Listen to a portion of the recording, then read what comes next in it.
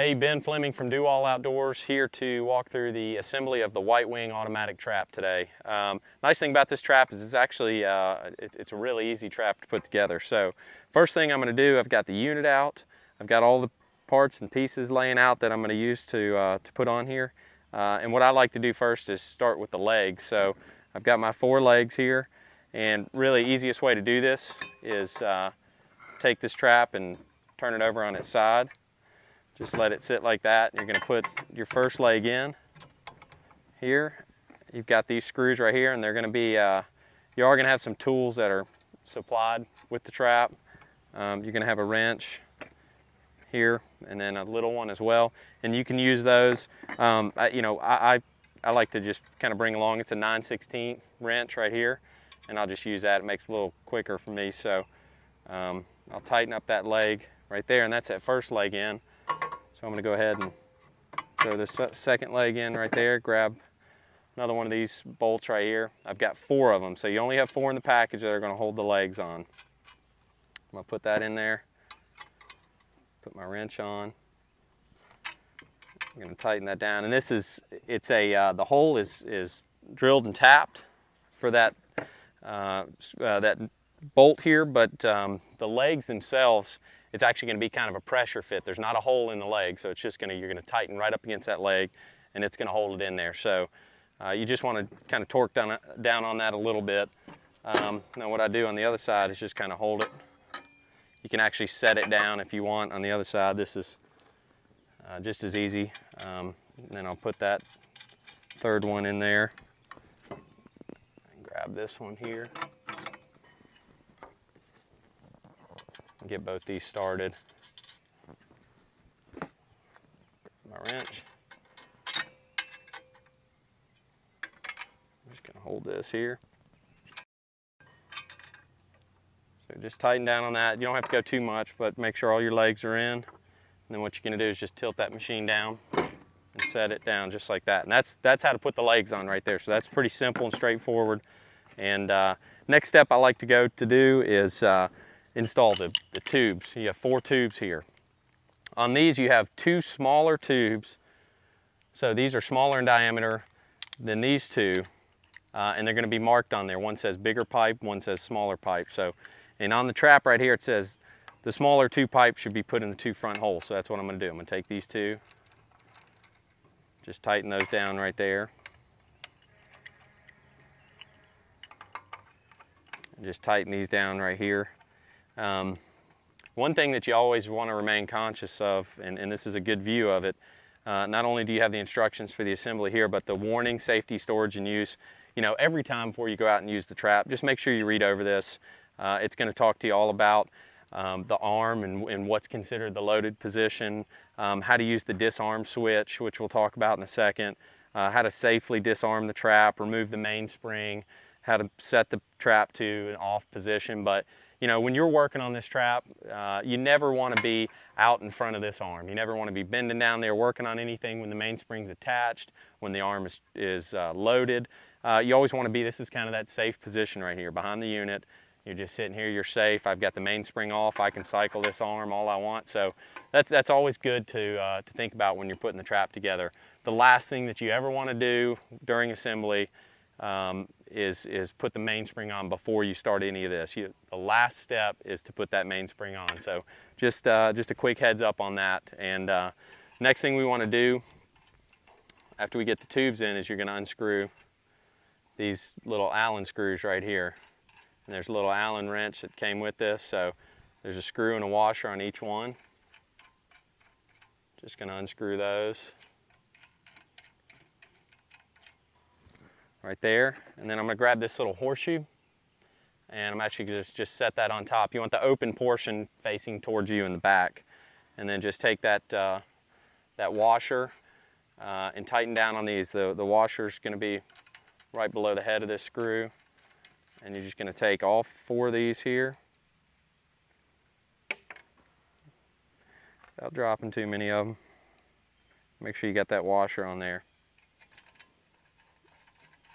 And just kind of finger tighten them all. You can actually take the tube and kind of pull it out loading that. So that's all you have to do there. One thing that I like to do, you can see as I pull on this, there's a little bit of movement. When I'm tightening these all down, when I get my Allen wrench, this came with it, I like to push those to the outside. So the outside of this ring, I like to push it out there. It's just gonna open up any of that space inside there. So each one that I tighten down, I'm gonna just kind of hold that to the outside.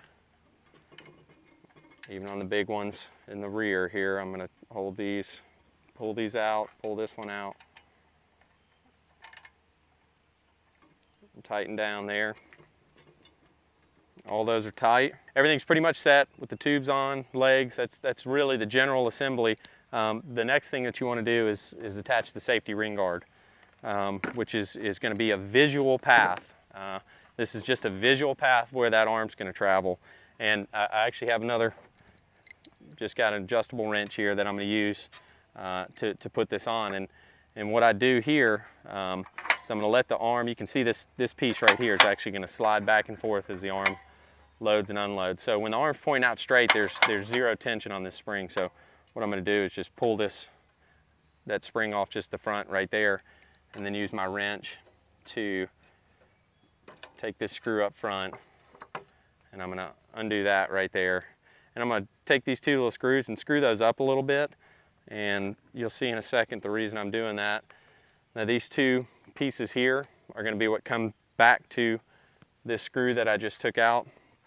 And I'm just going to push these along this tubing till I'm guessing they're right about in the middle, and then I'm going to kind of pull them apart because they're going to sit out in front in a V position like this, holding this tubing. So I can just kind of set this right here, and I'm going to bring these two right back here so they kind of cross over each other, and I can put that right down in between there. And the reason that I've moved these up a little bit is you still got room to reconnect the spring, but you also want to have enough room to put these together, stick the screw down through there, and screw it into this drilled and tapped plate. So I'm just going to kind of finger tighten that right there, and then kind of just move these. So I'm looking okay in the front. I need to move this over a little bit because you want to make sure that these come together in the rear.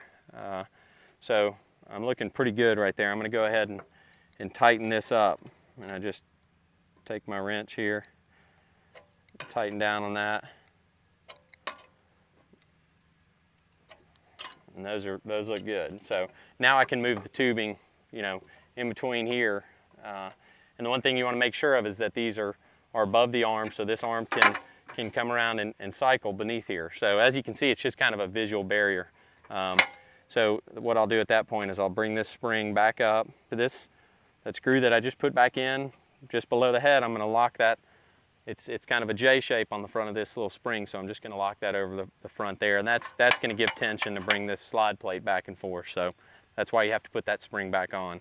And so I'm looking pretty good there. I can kind of move these where I need to. The next thing that I want to do is move back to these two bolts in the rear, and I can either use this again to loosen that. I can use the wrench that came with it, or I can, you know, I brought along my 9/16. I can use that to just kind of loosen these up a little bit.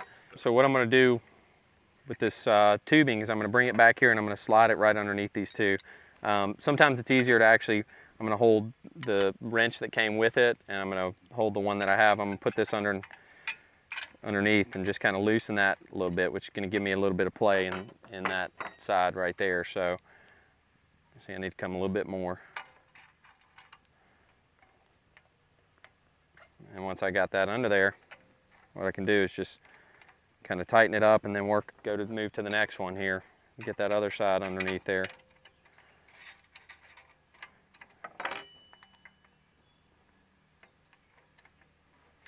And you can, you know, it's really no set way. If you want to leave these, you know, right here or flush with the tubing, that's fine. It's kind of your call on that. Or you can bring them together in the middle. Just for purposes today, I'm gonna leave them just like that with a little bit coming through in the rear. So I'm gonna tighten these back up, try to get this straight. And that's not super important that needs to be straight right there, just as long as it tightens down on that tubing.